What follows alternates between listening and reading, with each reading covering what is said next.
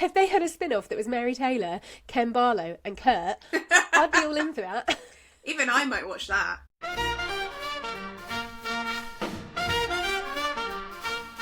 Hello and welcome back to Why Won't You Watch Corrie, the podcast where I, Emily, attempt to convince my sister Vic to watch Coronation Street.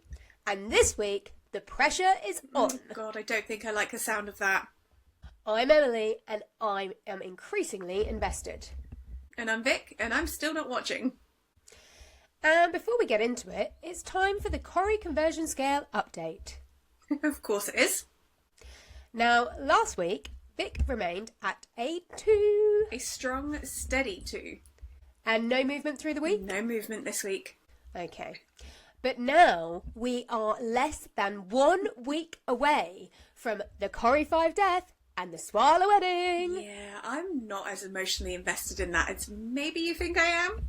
Okay, fine. We'll revisit that later. Because this week... Go on. This week we have been deep in investigation mode. We have. We have released a full week of Corrie 5 special episodes. We have really committed to this. So if you haven't listened, go and check those out because we are taking this very seriously. That's debatable. And also... Oh, here we go. This week featured one of the best episodes of Corrie I have seen in my entire 3.5 month viewing history. It's a bold claim. It was iconic. You say that a lot.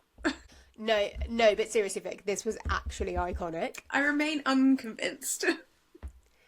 Yeah, I know, you will be. So, Vic. Yeah. Are you ready? No. Let's get into it. This week on Corrie.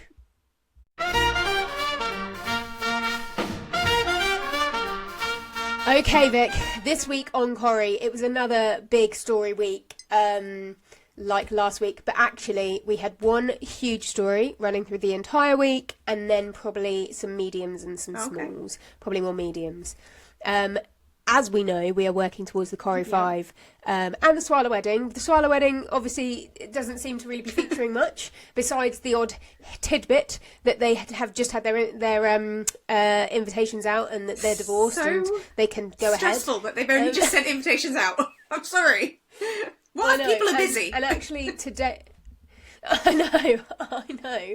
And actually, to date, there's still no word of a hen do on the show, but I do know from the spoilers that there is a hen do off the show.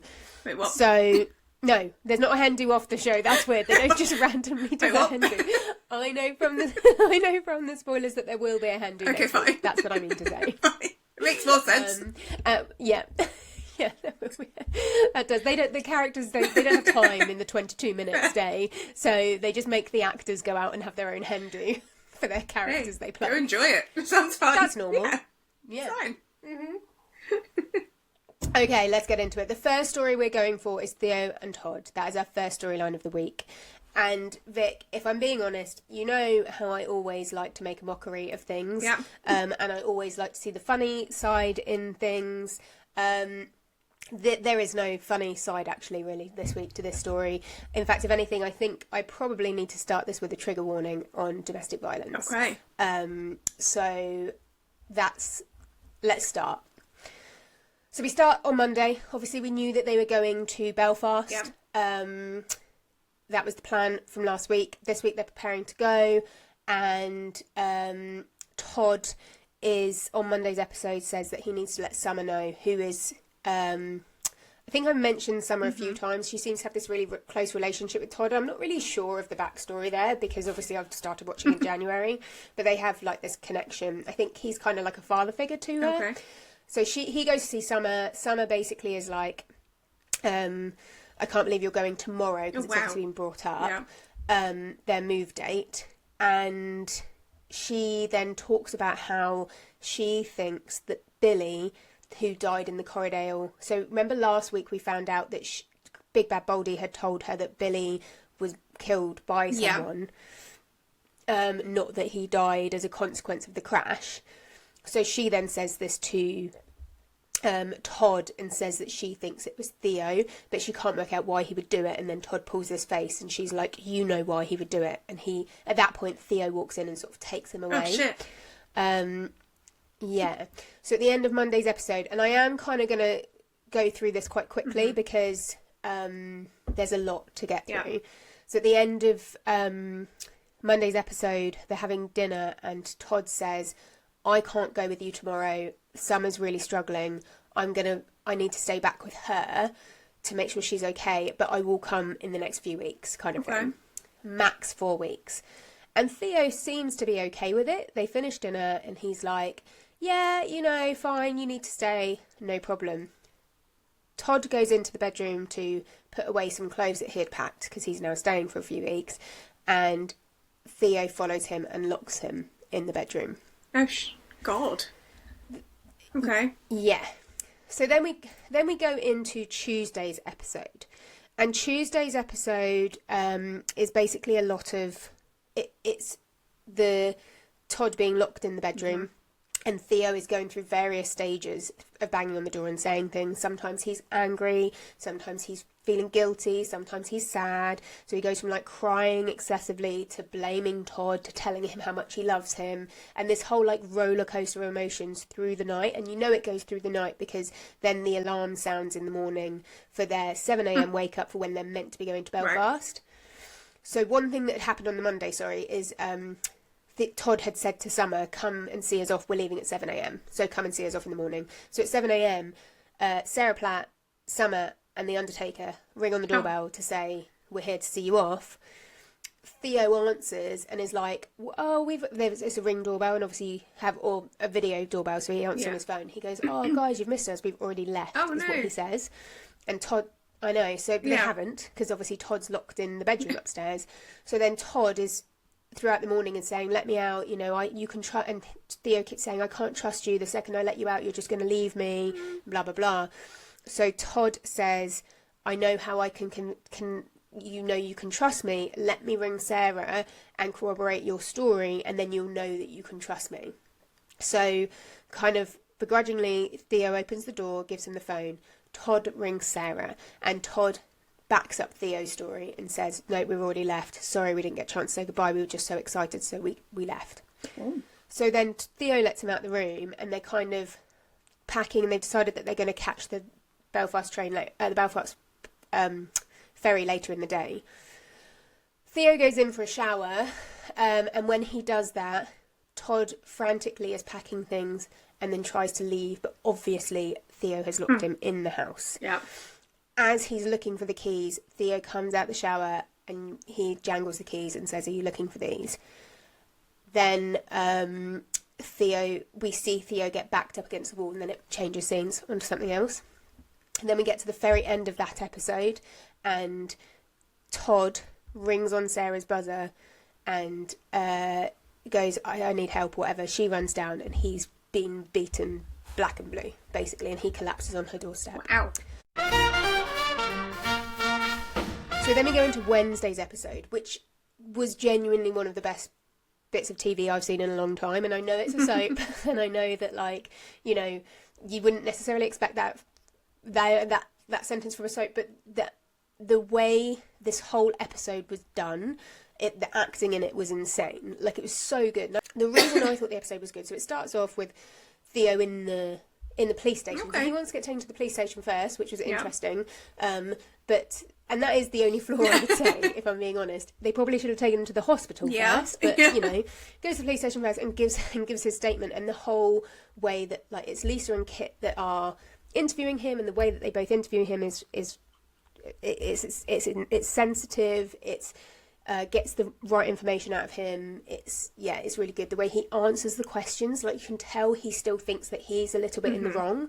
You can tell that he's still blaming himself for Theo beating him up, and Theo locking him in rooms, and Theo hiding, it's heartbreaking really to watch.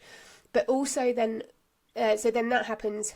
Gary Windass gets the witness, gets Theo down to the police station because Theo was trying to run.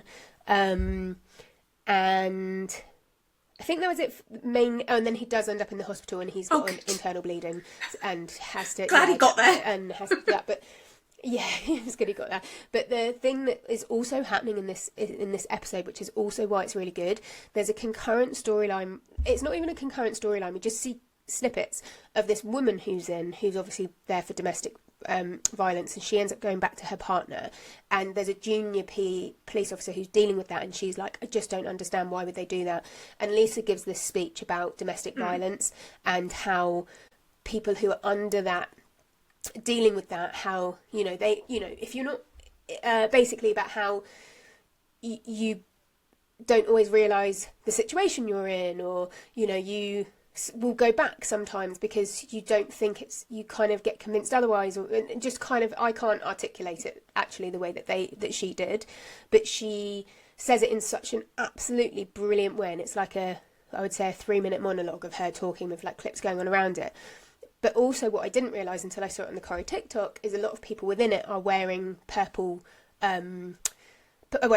which is the colour for domestic violence, which I didn't realise as well. So it's even those like little attention to details. And like, so I, obviously for this podcast, I watch each episode twice, once to enjoy, once to kind of write notes and prepare for the podcast. And both times it was just as upsetting. Oh, wow. But the second time, obviously I knew all these little things. So I saw all these little, I don't want to call them Easter eggs because that's not right, but I saw these like little things that the producers of Corrie put in, and one of them was Todd was blaming himself to this nurse, basically saying how he didn't say it was he was blaming himself basically, and the nurse was wearing purple and said, you didn't do anything wrong, you are not to blame here. And I just thought that was such a subtle way of like, it was just incredible. And honestly, Vic, if you want to watch an episode of Corrie, that's the one. There was no funny parts in it, which was obviously one of the reasons I love watching Corrie. But it was, I just thought it was incredibly well thought through. Anyway, moving on. But then we get on to Thursday's episode. And Thursday, Todd is in hospital, and all his friends have come to see him, and that's really nice to see as well. And that's also, what I should say on the Wednesday episode is even all of his friends' reactions to it. It was everything. Like, it just was all handled so well. Anyway, they're in the hospital. They've all come to see him. One critique from Thursday's episode is there's a bit where Todd yawns because the drugs he's on is obviously making him tired. Now, I'll be honest, I have seen, that was one of the best fake yawns I've ever seen. Like, he just opened his mouth. Just like, he hasn't even pretended to yawn. He didn't even make noise. He just opened his mouth. I was like, okay. Close enough. But anyway, so he's talking about how he doesn't feel safe and that Theo won't get locked up because there's not enough evidence. This is whilst he's in hospital. Theo is then let out on bail, and he's told by Lisa he's not allowed to contact him. Exactly.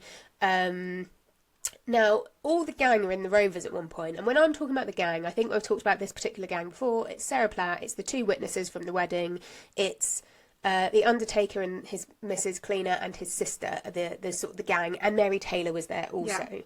And they are talking about how if there's enough evidence, and did the police manage to find all the tech? Obviously, Kit was there too, who is a police officer, and he was like, we got everything that was in the apartment. Gary said, but what about his van? They said they hadn't searched his van, and Gary was like, his van's unlocked. Sweet. His missus turns around and says, do not go anywhere near his van. Like, it is not your job. Let the police know. Let the police do their job. So he doesn't. But Sarah Platt does decide that she is going to go and search through the van. And as she's searching through the van, Theo rocks up behind her. Now, annoyingly, she did find a tablet in the van. But basically what happens is Theo then realizes he's going to report her to the police. So actually then what happens is she gets arrested for breaking and entering. But what I hadn't thought of, but then Kit has a go at her and is basically like, you have jeopardised the whole case, because if he gets a good lawyer, the lawyer could turn around and say that you've been planting evidence and set him up. So obviously Sarah's very emotional about that. And that's that.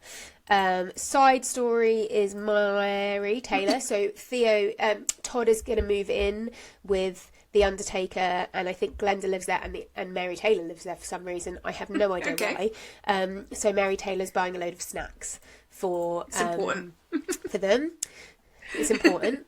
Todd arrives at Mary's and others' houses on the Friday, and basically Mary has this like bit where she's like, I feel guilty I didn't intervene sooner, and then all the others in the room are like, us too. The Undertaker and her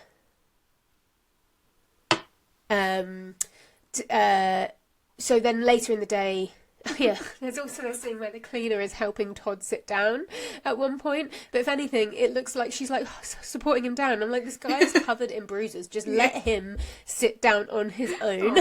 But okay.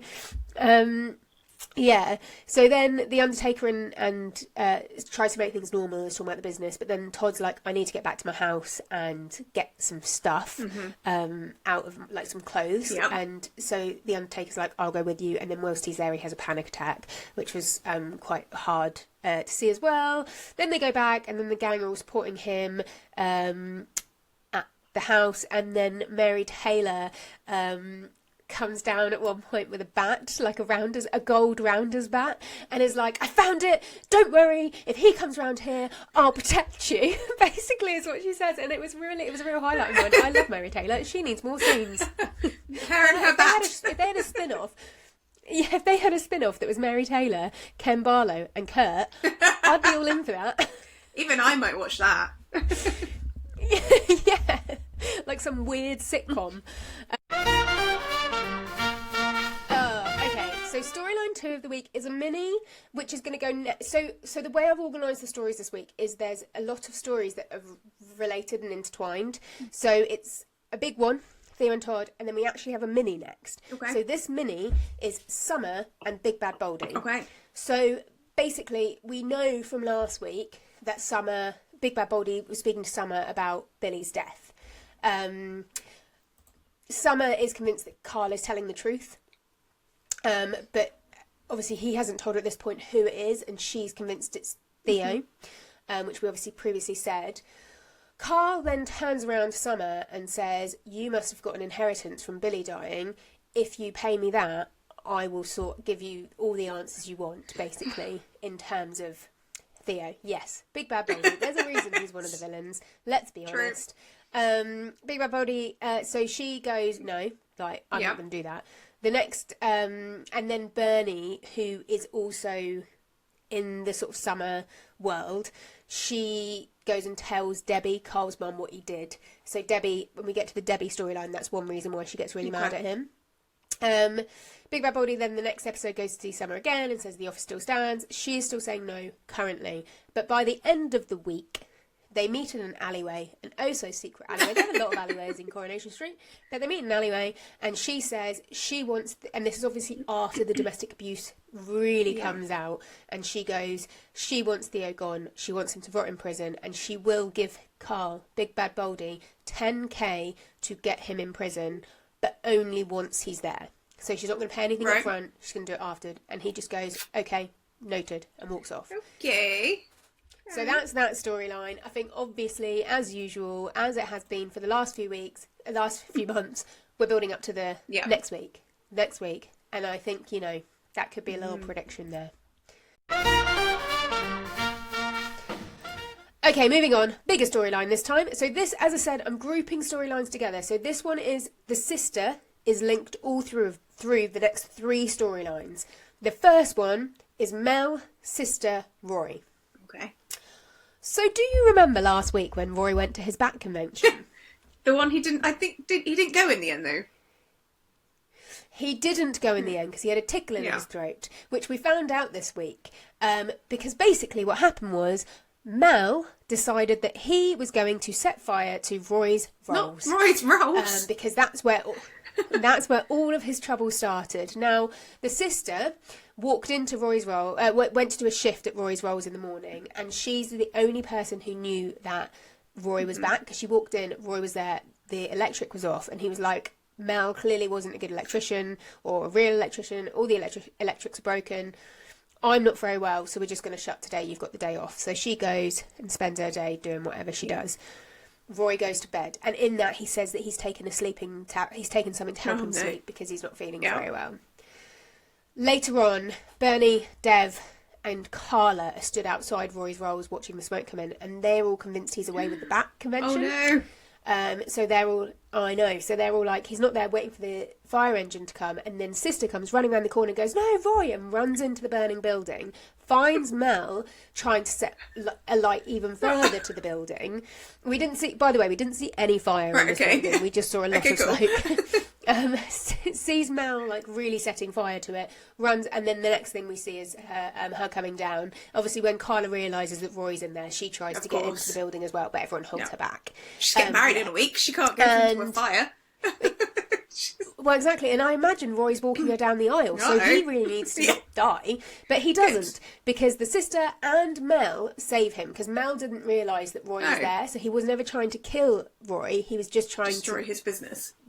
Burn down the building, destroy his business, So they pull him out, everyone rushes over to Roy, and then the Sister and like, oh my god, that's amazing you did that. Did you see what happened? She was like, and she pointed at Mel and said, yeah, him. He was burning the building down. At which point, Kit goes and grabs him and arrests him.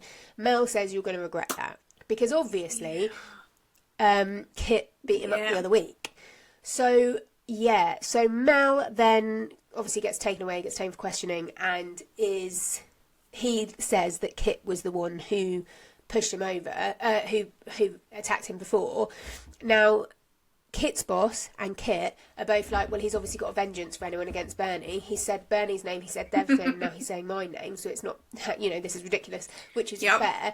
But Lisa, on the other hand, is like, well, I don't necessarily believe it. I think there's something in this. I'm watching you, kind of thing. So she doesn't. So that storyline is not over.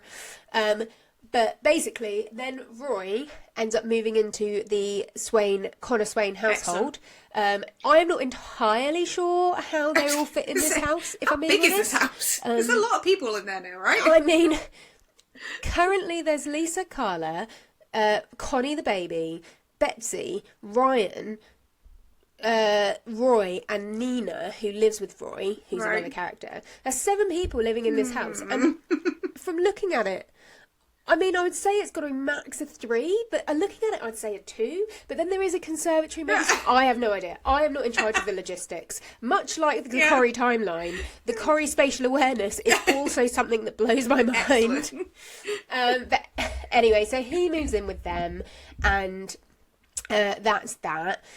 Carla does go around and get some of his stuff, and like there's a she gets a photo album and a tote bag, the tote bag that he always carries around. And then they ask the Sister to stay for the Swallows. Swain, Carla Connor ask the Sisters to stay for dinner that evening because obviously she saved Roy from the burning building. That's when he obviously spends a day in hospital in between all of this because he was in a fire. There was a lot of smoke. There was a lot of smoke. There was fire. The other thing to note, an honourable mention for Brian was there. Where's my book, Brian?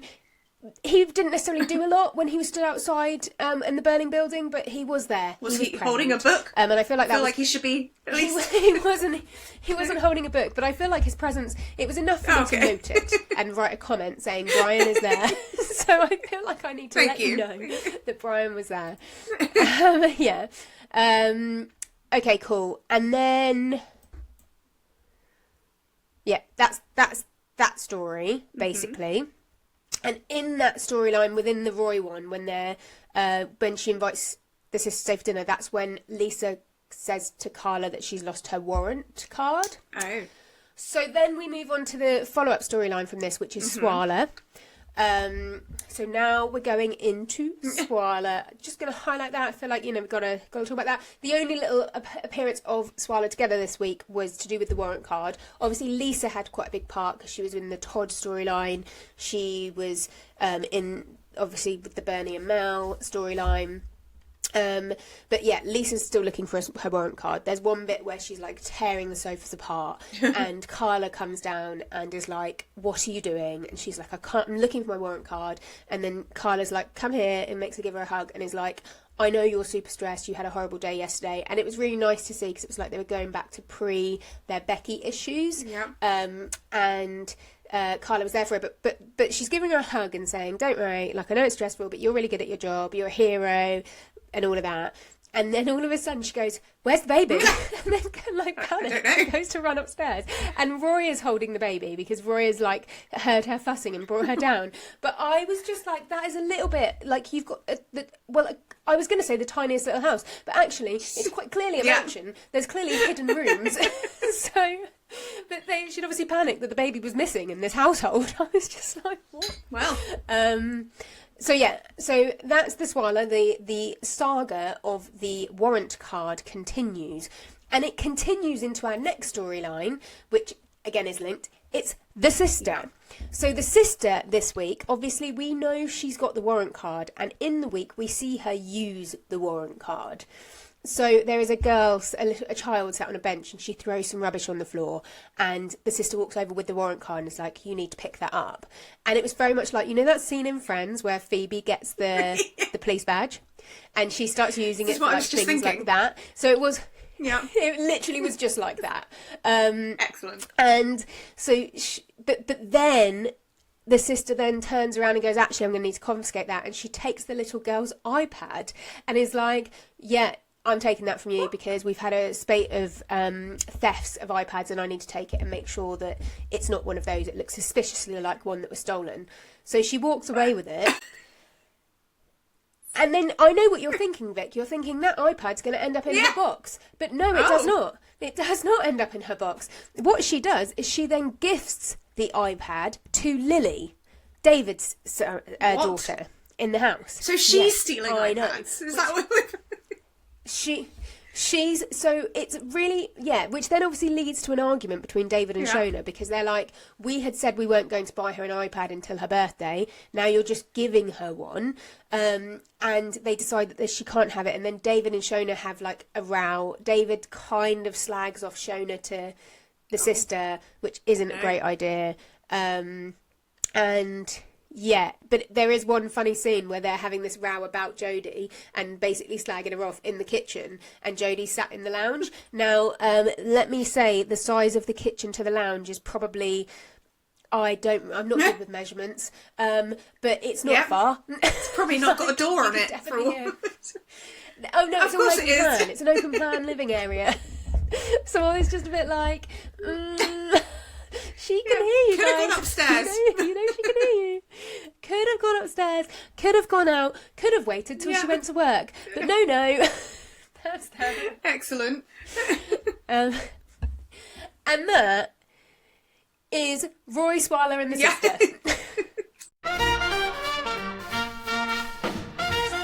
Okay, now we're moving on to the next storyline of the week, which is the mother-in-law. The mother-in-law saga continues, and this week the mother-in-law is specifically about the bros and him finding out his new dad. Basically, again, a lot of him moping around, a lot of Eva being reasonable. Eva organises a dinner on the Monday to try and get the family to bond and reconvene as a family unit. Whilst they're out for dinner, Steve rocks up with his missus, and the brother-in-law goes, "Oh, come and join us. We're having a family dinner in your family, apparently. So why don't you join us?" I was like, fucking hell. Excellent. Then there's a scene where the mother-in-law's ordered organised a coffee morning in the at the pub in the back room for her and her friends. And then, but at the same time, Eva's organised a little get-together for her kid and some of her friends. Oops. And the landlord just walks in and just goes, "Nah, you don't have the right to be here. It's our pub. It's our name above the door. Your meal's cancelled." And it was just really rude to him. But then after that, Eva did apologise and still made her rearrange her whole coffee morning. But she did apologise. Okay.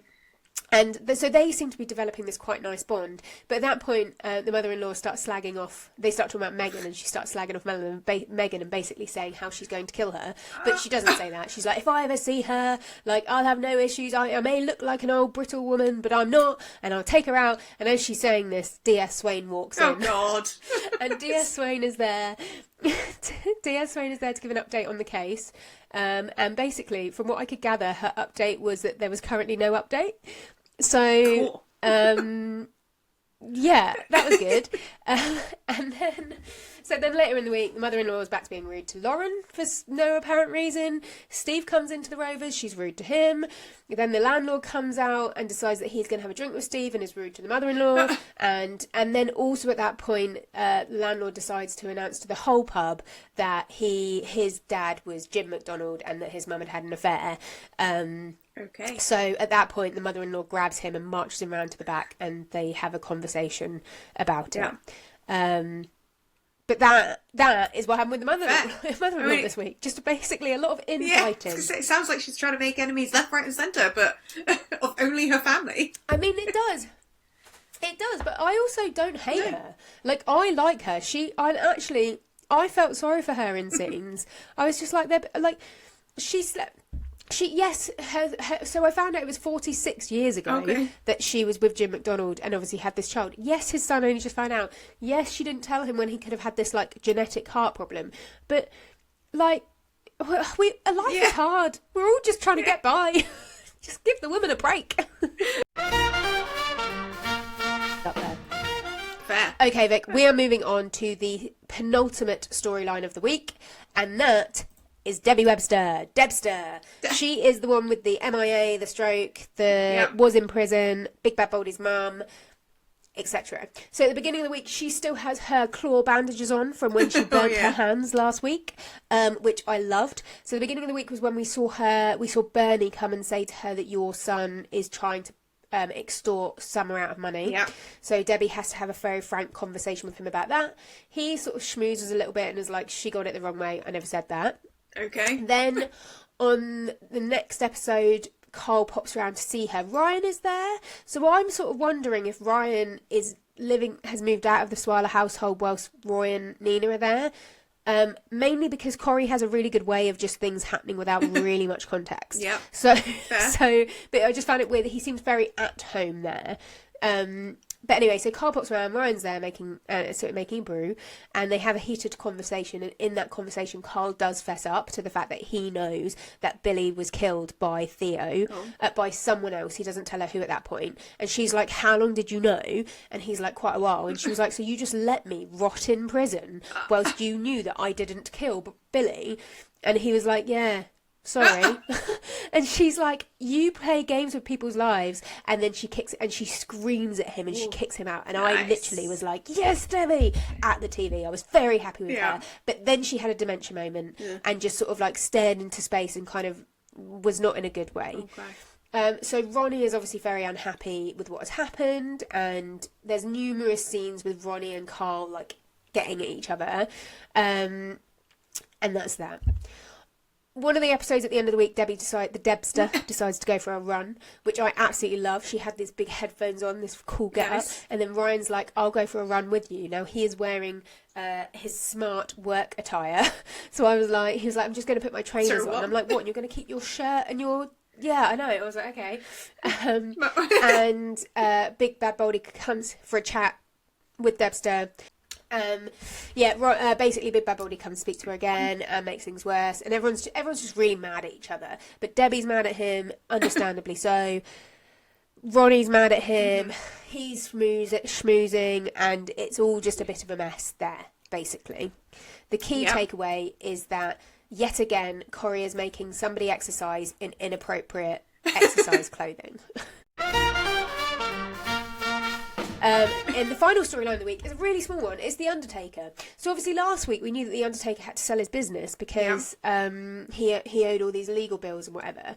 And he's got this man coming around to view it. And the cleaner, his missus and his sister are like, you can't sell it. We're 4 generations of Shuttleworths. Like, you can't sell it. And he's like, I have to. I need to pay my legal bills. And this guy comes around to buy it. And he's like, he's basically being a bit of a shit and being like really like... not ideal. And he goes, you can't be sentimental when it comes to business. And it just made me laugh because he runs an Undertaker's, which I'm pretty sure you have to be sentimental because it's all about reminiscing and talking about people's lives, surely. You would think so. Hey ho, what do I know? Exactly. You're not an Undertaker, you don't know. I don't know. But basically, they're trying to convince him to keep it. He's like, no, I can't. I really can't. So what they do, the cleaner and Glenda, they go around to where do they go? They go and they find a load of like previous clients, and they all go to the undertakers, and they're all like, you did the best funeral for my granddad when he died, and we thought the venue had gone and you managed to fix it, and you did this and you did that. And I was just like, this is the most bizarre, so weird thing I've ever seen. Yeah, and basically the Undertaker is still like, no, I have to. But then the Undertaker hears the new person who's planning on buying it talking about how AI will help with the undertaking world because of X, Y, and Z. And the Undertaker loses his shit and gives a really passionate speech about how important undertaking is and connecting with families. And he rips up the contract, and then everybody cheers. And it was just... incredible. Okay. Incredible viewing. Any thoughts, feelings on anything from the week this week, Vic? I'm a bit concerned that AI is going to go into undertaking and we're going to start conversing with AI. It's my main takeaway. I mean, to be honest, ChatGPT probably knows a little bit too much about most people's lives. So exactly. It's concerning. Maybe. It is concerning. It is concerning. You are correct. Yeah. And on that note, that is what's happening on Corrie this week.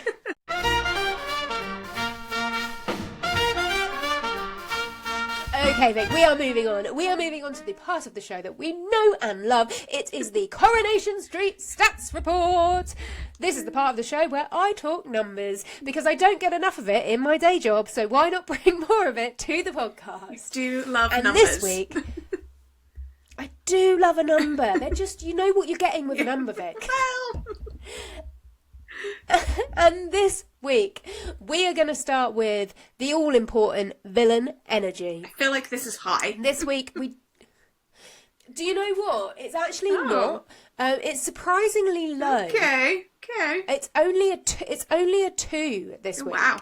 It's Theo and Carl were giving villain energy, but the others weren't. So then we're going to go suspicious behaviour, which I gave 1, which was for the sister. She got the suspicious behaviour because she, to me, is still not necessarily giving villain. She's giving her.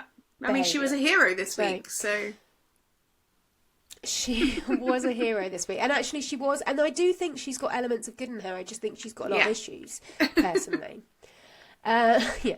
Moments I yelled at the TV, what are you doing? Was it a 2? Yeah. Gasps was a 2. Yeah. Fancy a brew, we got a 3 for Fancy a brew. Excellent. Arguments and stormouts was 4. There was less arguments and stormouts this week than you would expect for the week we had. But I'll tell you why later. Conversations that happened in public that should have happened at home, 7. Feels right. People talking about Theo and Todd in very public spaces, which I didn't think was necessarily appropriate.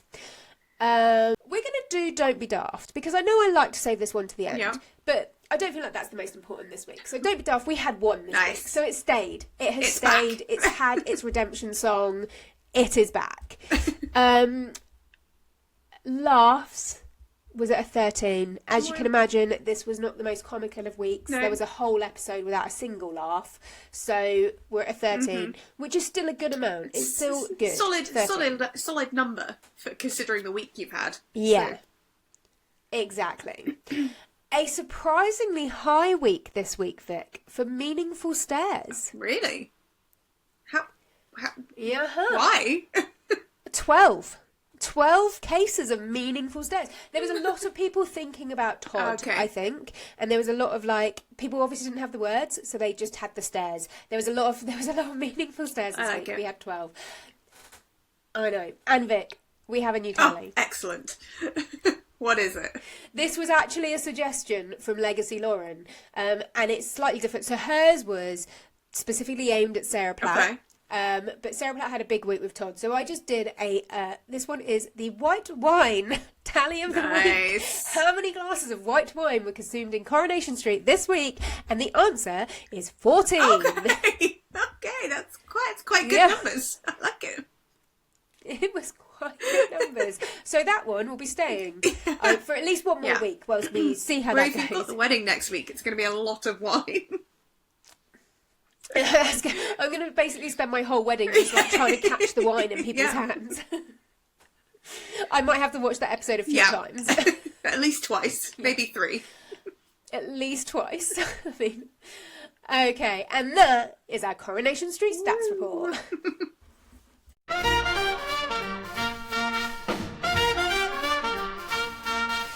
And we are moving on. We are moving on to the awards of the week. These are Coronation Street Awards, which is basically where I go through the show and I make up awards because it's our podcast and I want to. So we are starting with... Why not? We're starting with Villain of the Week. I think we all know who that's going to. Any guesses? It's got to be Todd. Theo. Todd? Every time. You're right. It's Theo. It's got to be Theo. Wow. Okay, let's try this one. Our Most Valued Player of the Week, our MVP, there's only one right answer, and that's going to... I was going to go Sister because she saved Rory, but that's not right. Sarah?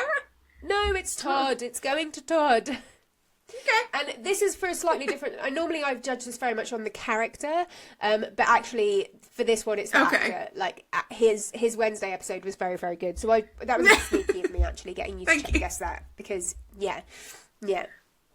But Villain of the Week was Theo. MVP of the Week was the actor who plays Todd. Okay, cool. I'm not sure of his real life name. But also, we need to give an honourable mention to Lisa for her speech in the Wednesday episode. It was, as I said, very well done. And we're also going to give an honourable mention to Carla, just because I want to, actually. Like, why? Why? There's no real reason. I think her being supportive of Lisa is a reason.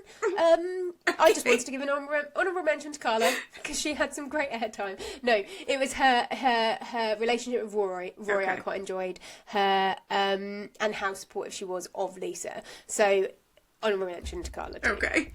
Yeah, that's the reason I'm making up. It's my sure award. Shut up. You do what you want to. Okay, we have an award for favourite moment of the week this week, and we've got 3. Okay. So there's a Kirk moment. Oh, yay! So Kirk is in the pub. I know. He is in the pub talking about reincarnation and how he dreams about what he wants for dinner, and then that's what he has for dinner. And he also wonders if he's reincarnated from a dog, because he imagines that dog dreams about dinner. So that's number 1. Number 2 was Ryan going for a run in full work gear with Debbie. And number 3 was Mary Taylor coming down with her gold rounders bat ready to protect Todd from Theo. I think I know which your favourite's going to be. But you can pick from those 3 nominees, Vic, who is getting favourite moment of the week. Now, I don't want to seem predictable. But it's got to go to Kirk. He just sounds like a hoot. I'm sorry. He sounds great.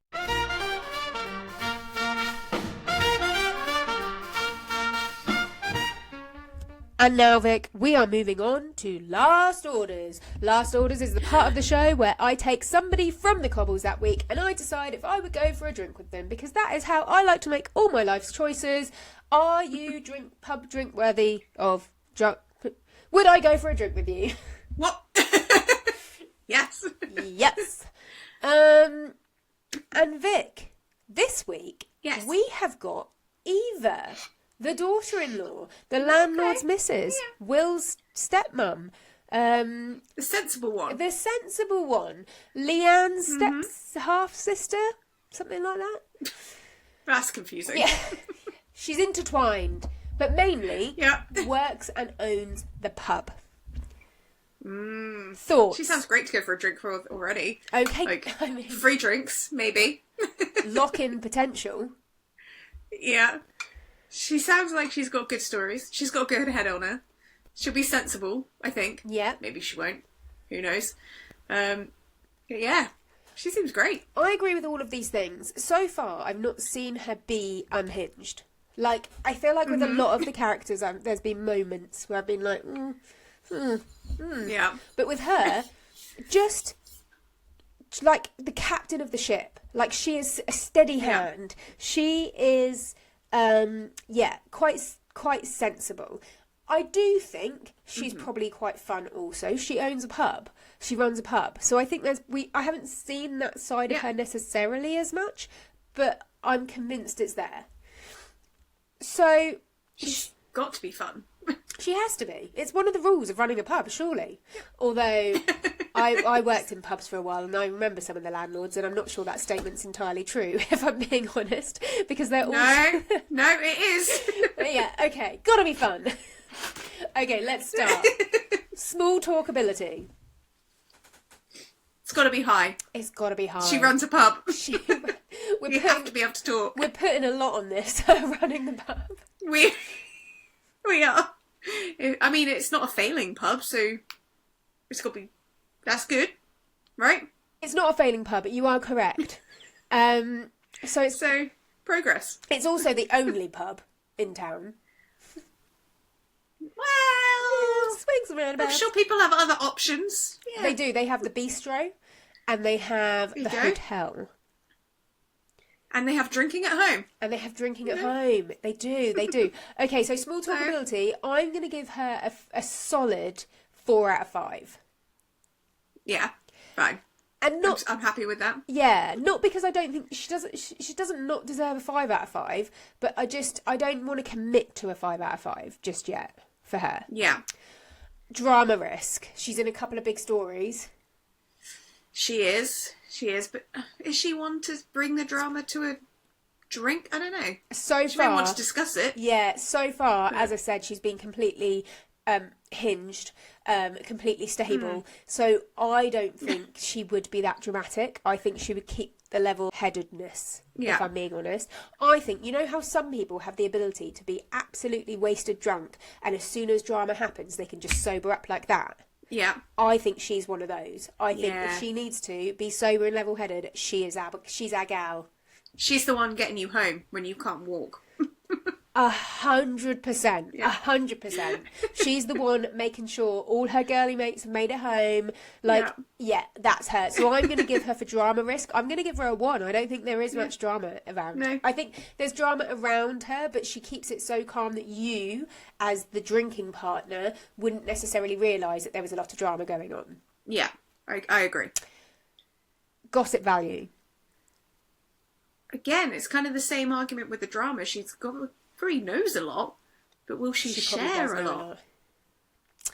I do think she would.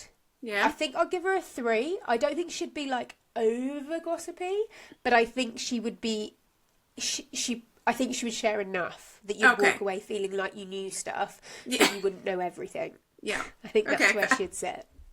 Yeah. I like that. Yeah. Let's give her a vibe check. I think she's got good vibes. I think it'll be fun. Yeah, I do.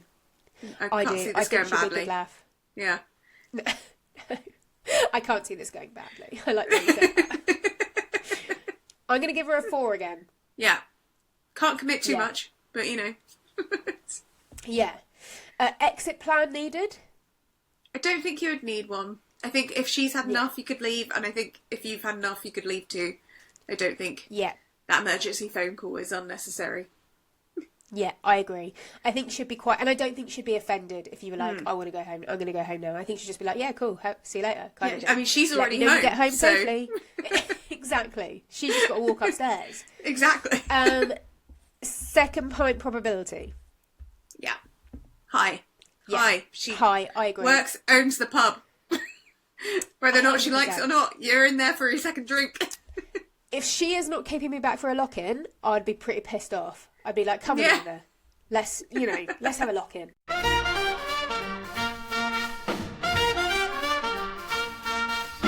And we are moving on. To Who on the Cobbles. Who on the Cobbles is the part of the show where Legacy Lauren joins us to give some facts, tidbits and bits of information about things that have happened on the Cobbles prior to January. Because as we all know, I am a new Corrie fan. Vic is not a Corrie viewer at the moment. I think secretly a fan, although she will not deny it completely. And Lauren brings us some questions. So Vic, are you ready? I'm ready. Let's play Who on the Cobbles. Let's go. Hi Emily and Vic, Legacy Lauren here. Sorry I can't be with you in person, we're back to voice noting, because I am actually up north. I'm going to visit Corrie. No, just joking, I'm not really. I am nearby though. I'm visiting family up north, so I will be near the Mecca. So, for this week, I thought I would give you some more numbers. I know you like numbers, Em, so I'm going to give you more numbers. So the quiz is, how many times have these characters been in prison? That is the question for the Legacy Lauren segment this week. Okay, here we go. And we'll start with long-time resident Ken. Ken Barlow, how many times has he been in prison? 2. Not Ken. Not Ken. I'm going 2. It's difficult because I only know him as a 93-year-old, so I would say 0. Yeah. We'll go 2. 2. Although he has been in the soap for 66 years. Or I'm going to go 10. I'm going to go 10. 10? Okay. Yeah, I've jumped up. 1 per decade. No, that would be 6. Too many. That was really bad math. I'm sticking with 2. Okay, you're going 2. I'm going 6. 1 per decade. Okay. I'm really curious what your thinking was here, because you might have been tempted to go for a 0 because Ken is such a nice man. And he is a nice man. But he has still been to prison. So he was in prison for protesting back in the 60s about the Vietnam War. Wait, so just once? Just once? Good old Ken. Good old Ken. Yep, you were wrong. Okay, let's go to the next one. Okay, next member of the Barlow family is Deirdre Barlow. Now, I'm bending the rules a bit here, because Deirdre Barlow is no longer in it. R.I.P. Deirdre and Anne, who played her. But it's such a famous one that I just had to include it. So Deirdre Barlow, how many times was she in prison? I know it was at least once because there was a whole Get Deirdre Out of Prison thing that happened, and there's loads of pictures of her behind bars on social. Yeah. So I'm going to say once. I'm going to say once too. I feel like more is too many. Okay. I think you might have got this. It's a famous one. The answer's 1. She was in prison, a wrongful conviction for fraud after being conned by her then partner, who was an airline pilot called John Lindsay. And it sparked this very famous national campaign called Free the Weatherfield One. And if you Google it, you'll get some excellent images of Deirdre behind bars. Back in 1998, that was. Had to include that, could not leave that one out. Deirdre Barlow in prison. I love Corrie. Free the Weatherfield One. I don't remember that at all. Well, you were 8. Yeah. Well, still. I don't know. I don't remember it from the time. I remember it from last week when it came up on my TikTok. Okay, fine. So yeah. Right, moving on. Yeah. Cool. Okay, who am I going to do next? One of my favourites, Mary Taylor. How many times has Mary Taylor been in prison? I reckon a few. She seems like, I mean, she's got a rounder's back to knock Theo over the head. I reckon for quite like a quaint, like quite mousily spoken lady, good English, I feel like she's probably been in prison. I think she just doesn't really give much time for the law, and if she wanted to do something, she would just do it. So I'm going to give her 6. Okay. I was thinking 5, so that works. Great. Okay, let's go on. So the answer is 0. Mary has not been to prison. However, she did kidnap Norris. So she kidnapped Norris. He did not press charges in the end because he realised that it was not really intended to be malicious, but just that she was very, very lonely. So she didn't go to prison, but she did kidnap Norris. I love Mary Taylor. Who is Norris? Don't know. Okay, Don't know. fine. Not important. No, just a mild kidnapping. It's fine. Just a mild kidnapping. It's fine because she meant it because she was lonely. That makes it acceptable, right? Sure. Right, moving on. Okay, next up is Sally Webster. How many times? I always call her Sally Webster, actually. That might not be her name now since she's married to Tim. But anyway, I'm Legacy Lauren, so I'm going to go with Sally Webster. How many times has Sally Webster been in prison? Sally Webster loves a gossip. I think she probably would have accidentally gone to prison a couple of times. I'm going to say 2. I'm going to go 2 as well. Let's go 2. Yeah. And the answer is once. Sally Webster was wrongfully convicted. So many wrongful convictions on this street. If you live on the cobbles, watch out for wrongful convictions coming your way. So Sally was wrongfully convicted of fraud and money laundering when she was mayor of Weatherfield. Emily, I don't know if you knew that, but yeah, Sally was once mayor of Weatherfield. I think she was actually forced to resign after this after going to prison. So there you go. Sally Webster has been in prison. I'm sorry, once. I love that there was a mayor of Weatherfield. I'd like to know who it is currently. I was going to ask, is there still a mayor of Weatherfield? Because you've not mentioned that. I also wonder whether there's a town crier, because that's a traditional thing. Like, that would be fun. Where we're from. So I kind of hope that there's a town crier and that there's still a mayor. And I would like the town crier to be Brian from Brian's book. And I'd like he could have cried about his book. Exactly. And I'd like the mayor to be Ken Barlow. Of course, it has to be. Yeah. And there you have it, Vic. Wow, those are our arrestees on the street. Yep. It's more than I expected, actually. Yeah. And that was Who on the Cobbles.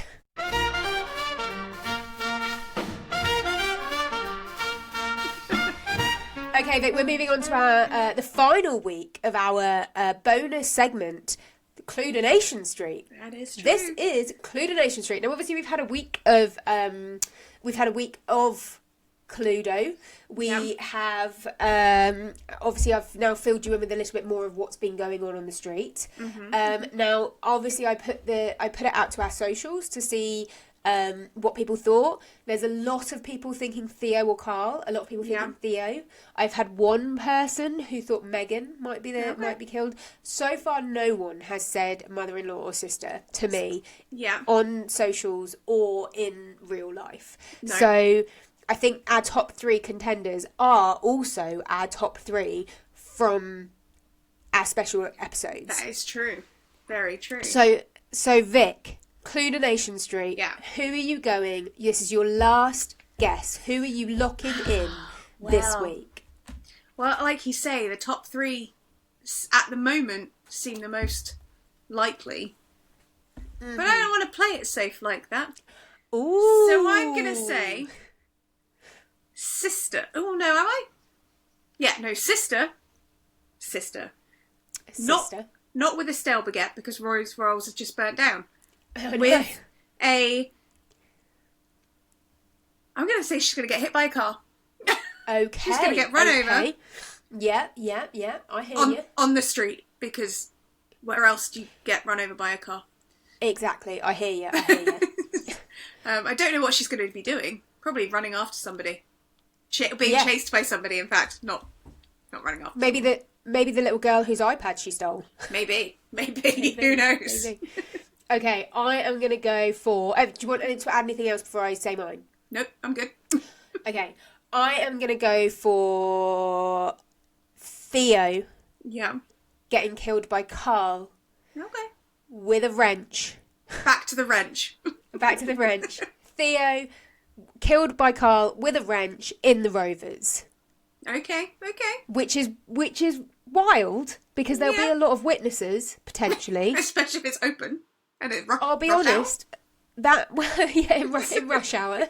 I'll be honest, that is the first location that came into my head as I was talking, and I thought, you know what, sometimes you just got to go with it. Yeah. Go with it. And there we go, Vic. You've heard it here first. The Why Won't You Watch Corrie final Cludonation Street predictions for the Corrie 5. Tune in next week where we can discuss what happened. How terribly wrong we were.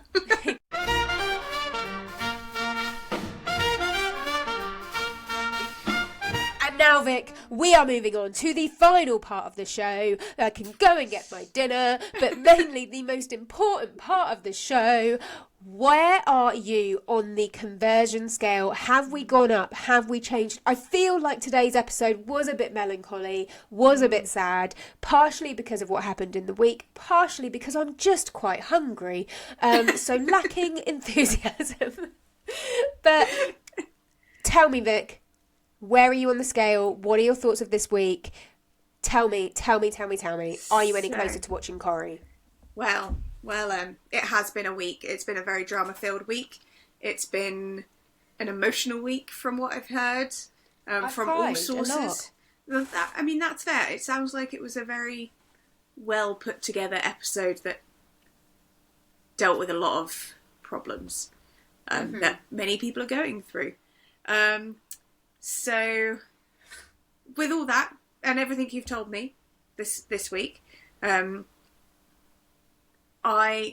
am going to give you my score very quickly, actually. Okay, I'm ready. I'm on the edge of my seat. I'm going to give you a 2.5. Yes! This is the highest increase in ages! So we have gone up by a half, and I don't know if it's the mixture of the ramping up to the murders, the wedding. There's not been much on that, so that's out for now. I mean, really, the excitement from the wedding, I think, for you is coming purely from me. Yeah. But I like that they are handling these very tough subjects well and highlighting problems that are being faced by many people, and giving maybe those people a way of approaching their own situations and helping them out. So good work, Corrie. Keep it up. And if you do, maybe I'll start watching one day. Vic, firstly, thank you for putting it like that. I think that was worded very well. I think I'm very excited about the fact that you said maybe you'll be watching one day. I'm excited about you going up a half point. Well done, Corrie. Well done, me. And well done, Legacy Lauren. Well done, Em. And Lauren. And that is how this week has ended. We're on a 2.5 on the conversion scale. That's this wrap for this week. Thanks for joining. I'm Emily. And I'm Vic. And this is Why Won't You Watch Corrie?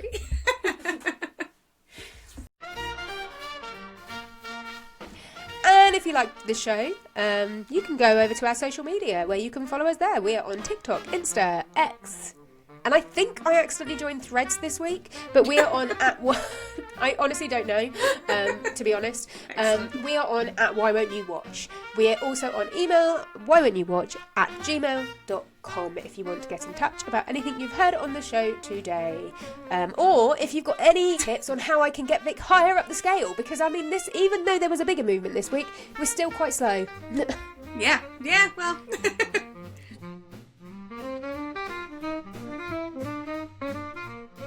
If you've been affected by anything that was discussed here today or on Corrie this week, please go to the National Domestic Abuse Helpline online or itv.com/advice.